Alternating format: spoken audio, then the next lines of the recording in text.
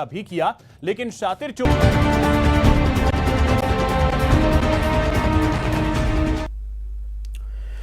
नमस्कार, 20 मिनट 20 खबर में आपका स्वागत है। मैं हूं आपके साथ सुमित गुप्ता। इस बुलेटिन में हम आपको प्रदेश के अलग अलग हिस्सों की खबर दिखाएंगे। तो चलिए शुरू करते हैं 20 मिनट में 20 खबरों का सिलसिला।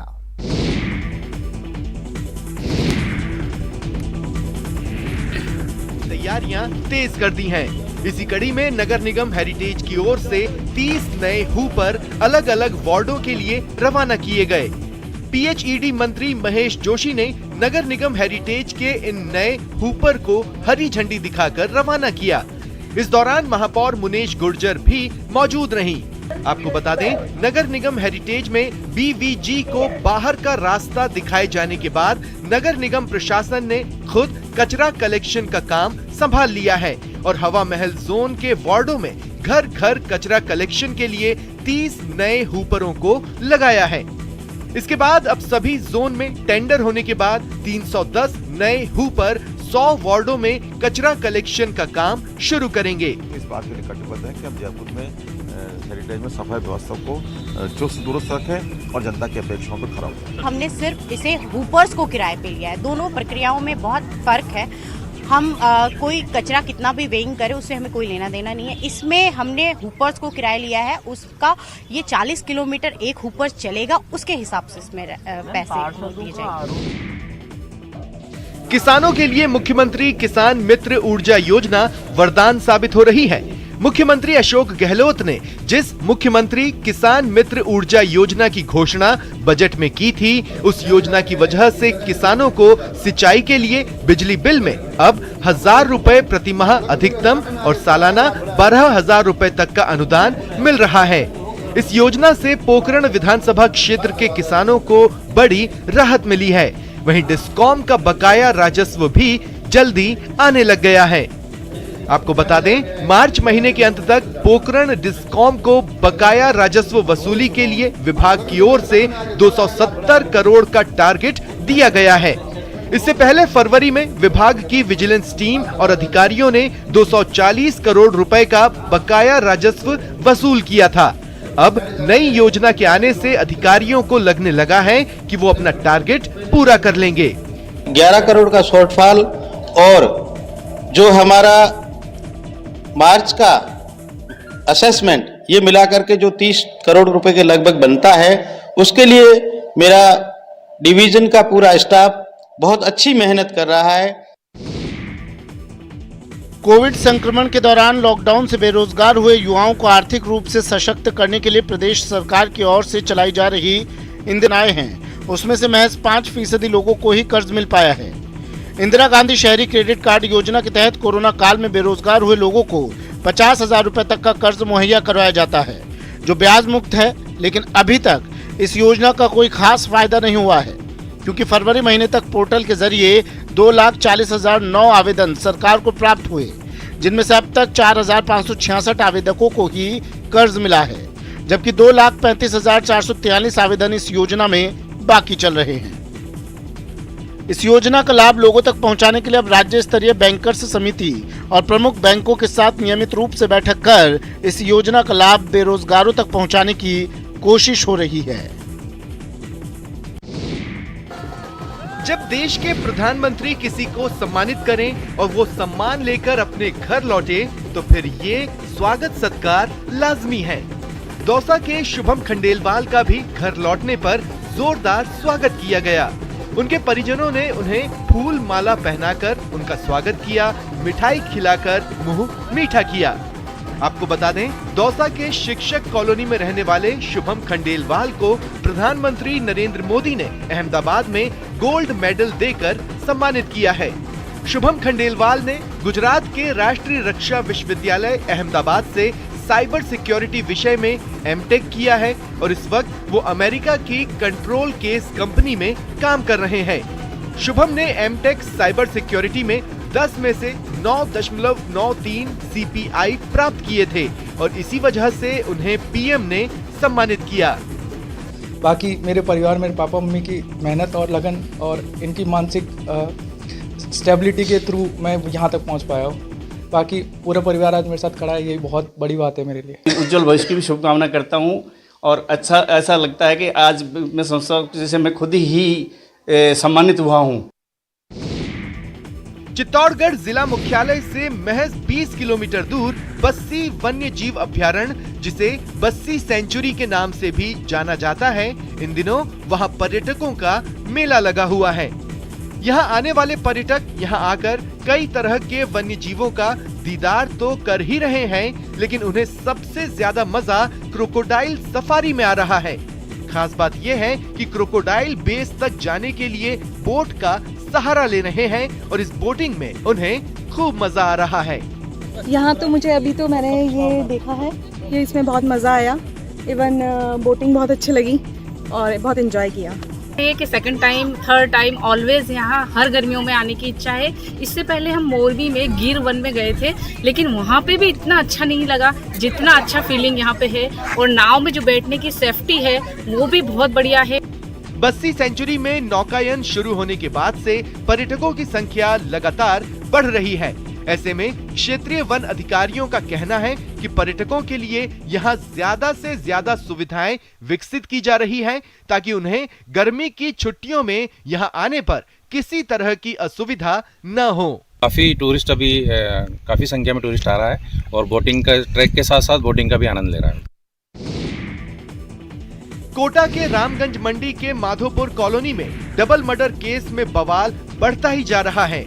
अब इस केस में विधायक मदन दिलावर ने पुलिस पर गंभीर आरोप लगाए हैं। रामगंज मंडी के बीजेपी विधायक मदन दिलावर ने कहा है कि शराब तस्करों ने पुलिस से मिलीभगत कर 2 निर्दोष युवकों को मौत के घाट उतार दिया। विधायक ने इस मामले में मृतकों के परिजनों के लिए 25-25 लाख रुपए की आर्थिक सहायता देने और दोषी पुलिस कर्मियों के खिलाफ कार्रवाई करने की मांग की है। उधर इस हत्या से नाराज लोगों की ओर से कोटा रामगंज मंडी हाईवे पर जाम भी लगाया गया और देर रात जमकर हंगामा किया गया। आपको बता दें, मामूली सी बात पर बदमाशों ने 2 चचेरे भाइयों बंटी और दुर्गेश की चाकू मारकर हत्या कर दी थी। कांस्टेबल है, उसने छुपाने की पूरी कोशिश की उनको, पर वो मरने के बाद फिर उसके हाथ पांव कांप गया। तो ऐसे ही कुछ बहुत सारे ऐसे केस है, इसमें एक चीज गांजा पुलिस वालों ने पना दे रखी। मैं समझता हूँ ये गंभीर अपराध की श्रेणी में आता है, इसलिए उन सिपाहियों के खिलाफ या हेड के खिलाफ तो कार्रवाई करनी ही चाहिए। इसके साथ साथ जो मृतक के परिवार हैं उनको कम से कम 25-25 लाख। अलवर में बढ़ते अपराधों को रोकने के लिए अब पुलिस अधिकारियों ने खुद जिम्मेदारी संभाल ली है। रात में जहां नाकाबंदी और चेकिंग का जायजा लेने के लिए एसपी और डीएसपी खुद शहर के अलग अलग हिस्सों का निरीक्षण कर रहे हैं, वहीं लापरवाही बरत रहे पुलिस वालों पर कार्रवाई भी की जा रही है। ऐसे ही औचक निरीक्षण के दौरान शिवाजी पार्क एसएचओ रामजीलाल समेत 5 पुलिस कर्मियों को लाइन हाजिर कर दिया गया और इस दौरान 800 से अधिक चालान काटे गए। आपको बता दें कि अलवर में बढ़ते अपराध पर लगाम लगाने के लिए जयपुर रेंज के आईजी उमेश चंद दत्ता ने अधिकारियों को खुद विशेष चेकिंग के निर्देश दिए थे। देखिए, औचक निरीक्षण और औचक नाकाबंदी हमेशा से हम करते आए हैं। विगत कुछ दिनों से नाकाबंदी जो है वो और इफ़ेक्टिव कैसे की जा सकती है बदल बदल के हर पॉइंट पे, और संपूर्ण थाने के कम रिसोर्सेज होते हुए भी, कम जाब्ता होते हुए भी कैसे हम ज़्यादा से ज़्यादा लोगों को बाहर निकाल सकते हैं। और आज सारे ऑफिसर्स जितने भी सीओज़ हैं, एडिशनल एसपीज़ हैं, मैं खुद, हम लोग राउंड पे हैं और संदिग्ध जितने भी वाहन हैं, जितने भी लोग हैं, उनको चेक करके उनके खिलाफ विधिवत कार्रवाई भी की जा रही है। जयपुर रेंज के आईजी उमेश दत्ता उस वक्त खुद अलवर पहुंच गए जब एक ही रात में शहर में एक नहीं 2 जगह एटीएम को बदमाशों ने निशाना बनाया। एक जगह बदमाश एसबीआई बैंक के एटीएम को उखाड़ कर ले गए। इस एटीएम में 25,83,000 रुपए थे, तो दूसरी जगह बैंक ऑफ बड़ौदा के एटीएम को उखाड़ने की नाकाम कोशिश की। इस मामले की गंभीरता को देखते हुए जयपुर जोन के आईजी उमेश दत्ता रविवार को अलवर पहुंचे और उन्होंने मौके का जायजा लिया। इसके बाद उन्होंने कहा कि बदमाशों को जल्द गिरफ्तार किया जाएगा, जिससे बदमाशों में संदेश जाए कि अलवर पुलिस में दम है, साथ ही लोगों में भी सुरक्षा को लेकर बेहतर संदेश जाए। निश्चित तौर पे इसमें जैसा मैंने कहा कि हमारा ध्येय यही है कि इसको तीव्रता से न केवल वारदात को खोला जाए, अपितु इसके संबंध में जो प्रिवेंटिव एक्शन है ताकि मैसेज डाउन द लेन अपराधी तत्व में ये जाना चाहिए कि इसको दूर करने का पुख्ता इरादा भी रखते हैं, ताकत भी रखते हैं और इस बारे में जनमानस को भी एक सुरक्षा का अनुभव हो। इन दिनों प्रशासनिक अनदेखी का खामियाजा प्रतापगढ़ के खिलाड़ियों को भुगतना पड़ रहा है। जिला मुख्यालय स्थित एकमात्र खेल का मैदान सुखाड़िया स्टेडियम इन दिनों मजदूर मंडी बना हुआ है। सुबह से ही सैकड़ों की तादाद में मजदूरों के मैदान में आ जाने की वजह से खिलाड़ियों को खेलने के लिए जगह भी नहीं मिल पा रही। साथ ही मजदूरों को लाने ले जाने वाले ट्रैक्टर और दूसरी गाड़ियों की वजह से मैदान को भी अच्छा खासा नुकसान हो रहा है। दरअसल ये समय फसल कटाई का है और इस वजह से आसपास के गांव से सैकड़ों मजदूर काम की तलाश में यहां आ रहे हैं। पहले तो ये मजदूर नीमच नाके पर खड़े रहते थे, लेकिन प्रशासन ने अब इन्हें इस ग्राउंड में शिफ्ट कर दिया है। ऐसे में ग्राउंड में बेतरतीब खड़ी गाड़ियों और मजदूरों की वजह से खिलाड़ियों को खेलने की जगह नहीं मिल रही है। जोधपुर में विश्नोई समाज की ओर से होली के मौके पर लोगों से नशा न करने के लिए पूरे समाज की ओर से हाथ जोड़कर विनती की गई। विश्नोई समाज के तीर्थ शिरोमणि जाम्भोलाओ धाम जाम्बा में आयोजित इस मुहिम में सैकड़ों महिलाएं, बुजुर्ग और बच्चों ने लोगों से नशा मुक्ति के लिए अपील की। नशे के खिलाफ मुहिम के साथ साथ विश्नोई समाज के लोगों ने जेसीबी और ट्रैक्टर लेकर 5 दिवसीय सफाई अभियान भी चलाया है। इस अभियान के तहत इन लोगों ने घाट, आगौर और मेला स्थल की सफाई की। इतना ही नहीं, इस मौके पर राष्ट्रीय पर्यावरण सेवक ओम प्रकाश विश्नोई ने बताया कि सिंगल यूज प्लास्टिक का विकल्प खोजना अति आवश्यक है। प्लास्टिक से धरती और प्रकृति का सौंदर्य बिगड़ रहा है और ये वर्तमान में जलवायु परिवर्तन की बहुत बड़ी वजह बन रहा है। हमारे सबसे बड़ा तीर्थ होने के नाते हम लोगों ने बड़े बड़े लोगों से, सभी बुद्धिजीवियों से एक विचार विमर्श करके ऐसा हमने भाव किया कि इस धरती और इस अभूत की सफाई की जाए। अलवर के सरिस्का टाइगर रिजर्व में बाघों का कुनबा बढ़ता ही जा रहा है और इस वजह से यहां आने वाले पर्यटक बेहद खुश हैं। रविवार को सुबह के समय सरिस्का में सफारी का आनंद लेने वाले पर्यटकों को एक पैंथर 2 शावकों के साथ नजर आया। ऐसा बहुत कम देखने को मिलता है जब पैंथर शावकों के साथ नजर आए, क्योंकि आमतौर पर पैंथर ऊंचाई वाले स्थान पर रहता है, जिसके चलते पैंथर की साइटिंग भी पर्यटकों को आसानी से नहीं हो पाती। ऐसे में पैंथर और उसके शावकों को देखना पर्यटकों के लिए किसी अचंभे से कम नहीं था। जिस वक्त सरिस्का की काली घाटी क्षेत्र में पैंथर और 2 शावक एक साथ नजर आए, पर्यटकों का काफिला वहीं रुक गया और उन्होंने इस रोमांचित कर देने वाले पलों को अपने कैमरे में कैद कर लिया। आपको बता दें कि सरिस्का में 400 से ज्यादा लेपर्ड हैं। सरिस्का में यूं तो टाइगर की बहुत साइटिंग होती है, लेकिन इनका शावकों के साथ देखने का मजा बहुत कम पर्यटकों को मिलता है। राजधानी जयपुर में रविवार को विंटेज और क्लासिक कार प्रदर्शनी और ड्राइव का आयोजन किया गया। इस मौके पर जयपुर, दिल्ली, पंजाब, राजस्थान के करीब 135 विंटेज और क्लासिक कार ने भाग लिया। खास बात यह है कि इस रैली में 1913 से लेकर 1959 तक में बनाई कारें शामिल हुई। विंटेज कारों की इस रैली के आयोजक का कहना है कि इस कार्यक्रम का मकसद राजस्थान के पर्यटन को बढ़ावा देना है और पिछले कई सालों से देश के समृद्ध और ऐतिहासिक विरासत को संरक्षित करना है। विंटेज और क्लासिक कारों की इस रैली में रंग बिरंगे गुब्बारों और रिबन से सजी कारों को देखकर यहाँ मौजूद हर शख्स मंत्रमुग्ध हो गया। कितना बड़ा नुकसान हुआ टूरिज्म को। ऐसे इवेंट्स होते हैं जहाँ देश भर से लोग आते हैं और देश भर से विंटेज कार्स आती हैं। ये एक बहुत बड़ी चीज़ है जयपुर के लिए, राजस्थान के लिए, और इस निश्चित रूप से ये प्रोत्साहन मिलेगा पर्यटन को। और हम अब डोमेस्टिक टूरिज्म पर वो फोकस कर रहे हैं, तो मुझे लगता नहीं कि विदेशी टूरिस्ट अगले 1 साल तक यहाँ आ पाएंगे। हाल ही में बोर्डों में की गई राजनीतिक नियुक्तियों में 10 से ज्यादा ब्राह्मण नेताओं को जगह दी गई है। इसके अलावा आरपीएससी के चेयरमैन की बात हो या फिर कर्मचारी चयन आयोग बोर्ड के अध्यक्ष की बात हो, वहां पर भी ब्राह्मण अफसरों पर गहलोत सरकार ने विश्वास जताया है। इस वजह से प्रदेश के ब्राह्मण समाज के लोग अब गहलोत सरकार से काफी खुश हैं। हर जिले तक सीएम गहलोत से मिले इस सम्मान को साझा करने के लिए विप्र गौरव सम्मान समारोह का आयोजन किया जा रहा है। इसी कड़ी में झुंझुनू में भी विप्र गौरव सम्मान समारोह का आयोजन किया गया। इस समारोह का मकसद ये है कि जिस तरह से सीएम गहलोत ने विप्र समाज का सम्मान किया है, विप्र समाज भी कांग्रेस का उसी तरह सम्मान करे। झुंझुनू में आयोजित कार्यक्रम में सीएम के सलाहकार डॉक्टर राजकुमार शर्मा, खादी ग्राम उद्योग बोर्ड के अध्यक्ष पूर्व मंत्री बृजकिशोर शर्मा, विप्र कल्याण बोर्ड के अध्यक्ष महेश शर्मा, उपाध्यक्ष मंजू शर्मा समेत कई वीआईपी शामिल हुए। समाज के लोगों का 3-4 घंटे कंटिन्यूअस मीटिंग में रहना, सबको शांति से सुनना, ये इस बात का मैसेज देता है कि विप्र बंधुओं को इसकी बहुत बड़ी खुशी है। ब्राह्मण समाज का ऐसा व्यक्ति है जिनको कोई सुविधाओं के अभाव में शिक्षा से, रोजगार से कोई वंचित है, उनके लिए कल्याणकारी योजना बनाई। सुजानगढ़ के लुहारा गाड़ा चौक पर बाबा अखंडानाथ सेवा समिति की ओर से 6 दिवसीय फाग महोत्सव का विधायक मनोज मेघवाल ने शुभारंभ किया। महंत गणेशनाथ महाराज के सानिध्य और सभापति नीलोफर गौरी की अध्यक्षता में आयोजित इस कार्यक्रम में उपसभापति अमित मारोठिया समेत कई गणमान्य लोग मौजूद रहे। लुहारा गाड़ा में आयोजित उद्घाटन समारोह को संबोधित करते हुए विधायक मनोज मेघवाल ने कहा कि शेखावाटी क्षेत्र में गेंदड़ परंपरा काफी समृद्धशाली रही है और यहाँ की परंपराएं ही प्रत्येक समाज को आपस में जोड़ने और भाईचारे का काम करती हैं। 5 कार्यक्रम का इसमें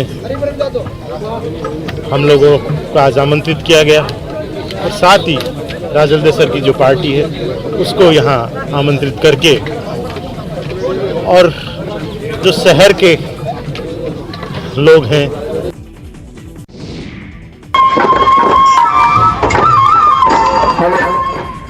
फागुन के महीने में चंग और बांसुरी के बीच जब राजस्थानी गीतों की महफिल सजती है तो हर कोई यूं ही इस रंग में सराबोर हो जाता है।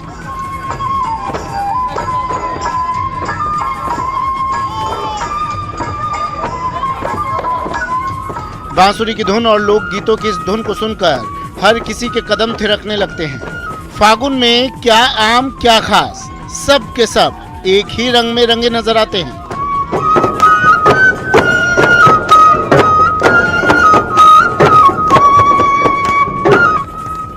झुंझुनू में इन दिनों जगह जगह फागुनी मस्ती के बीच फागोत्सव कार्यक्रम का आयोजन किया जा रहा है। इसी कड़ी में झुंझुनू के नवलगढ़ के बावड़ी गेट पर फागोत्सव कार्यक्रम का आयोजन किया गया। खास बात यह है कि यहाँ सीएम के सलाहकार डॉक्टर राजकुमार शर्मा अतिथि के रूप में पहुंचे थे और वो भी चंग और बांसुरी की धुन के बाद खुद को थिरकने से रोक नहीं पाए।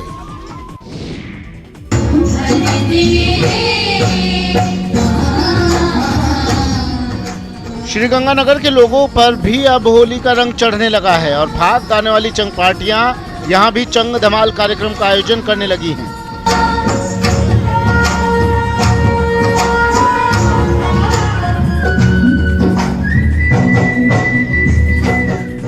चंग धमाल पार्टियों की ओर से इनके सदस्य सज धज कर श्रीगंगानगर जिला मुख्यालय पर अलग अलग स्थानों पर चंग धमाल की प्रस्तुतियां दे रहे हैं।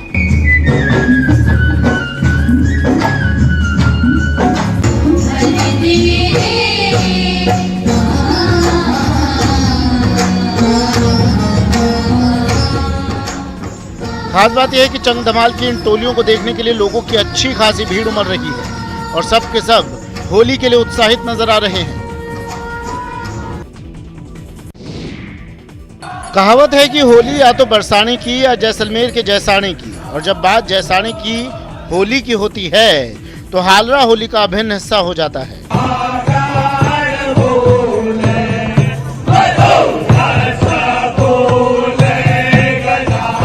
ऐसा माना जाता है कि शिव के गण कहे जाने वाले गहरिये जैसाने में हालरा गाने आते हैं। गहरिये शिव के गणों की तरह रंग और गुलाल से भरे हुए अघोरियों का स्वांग रचते हुए आते हैं और वंश वृद्धि का आशीर्वाद देकर जाते हैं। जय श्री कृष्ण।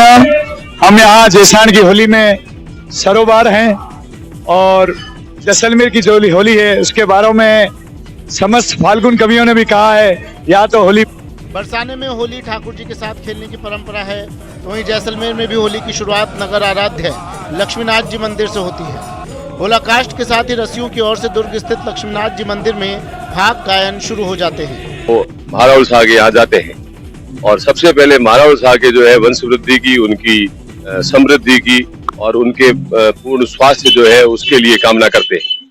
इसके लिए एक विशेष भजन जो है पिछले 600 सालों से गाया जा रहा है। उस भजन जितने भी सहयोगी प्रत्येक परिवार के साथ जो रहते थे उन परिवारों की वंश वृद्धि के लिए गाया जाता है।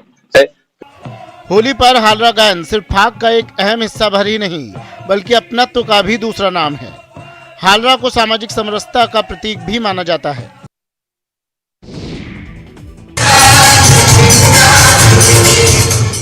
होली यूं तो रंग और गुलाल का त्योहार है, लेकिन इसमें अगर रंग बिरंगे फूलों की बरसात हो जाए तो फिर समा और भी रंगीन हो जाता है।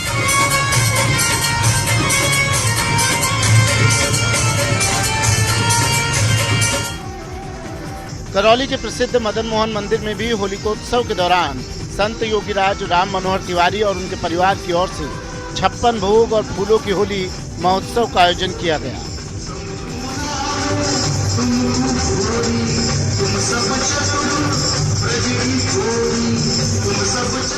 खास बात यह है कि यहाँ मंदिर में राधा कृष्ण की अनुपम मनोरम झांकी सजाई गई और इस दौरान जयपुर और गंगापुर से आए श्रद्धालुओं और भक्तजनों ने भाव विभोर होकर नृत्य किया। साथ ही श्रद्धालुओं ने फूल होली भी खेली। आपको बता दें कि राम मनोहर तिवारी महाराज का जयपुर और गंगापुर में सिद्धि योग सदगुरु छाया धाम नाम से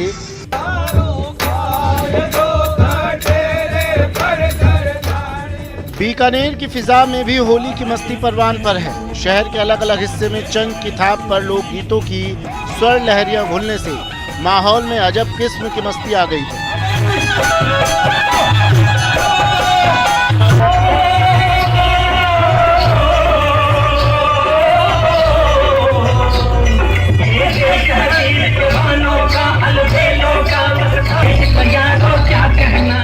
चंग की थाप और राजस्थानी वेशभूषा में कलाकार होली के गीतों पर हर तरफ झूमते नजर आ रहे हैं। चंग के रसियों की टोलियां मस्ती में चंग पर गाती बजाती शहर की सड़कों पर धमाल कर रही है।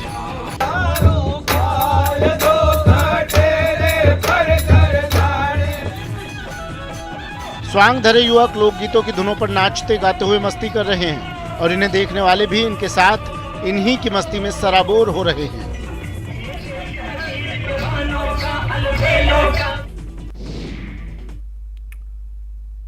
फिलहाल इतना ही, दीजिए इजाजत, नमस्कार।